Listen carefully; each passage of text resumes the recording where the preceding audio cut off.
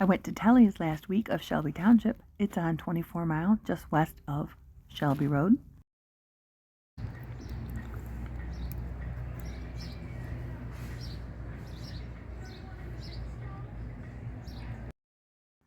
Since this was the first nursery I visited this season, I couldn't tell if the prices were like they were last year or better or worse.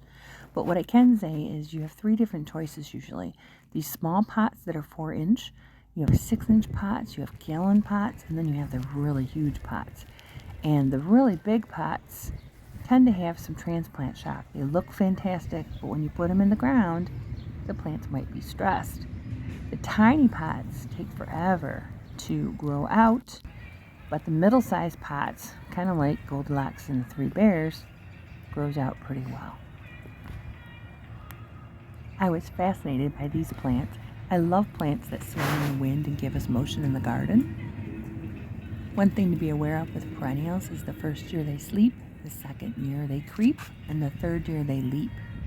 So if you don't have a lot of growth the first couple of years, that's normal. You can go ahead and fill in the spaces with your choice of annuals and just understand that eventually those spaces will grow in very, very well. There's some plants I'm keeping my eye out for, like these red cone flowers and these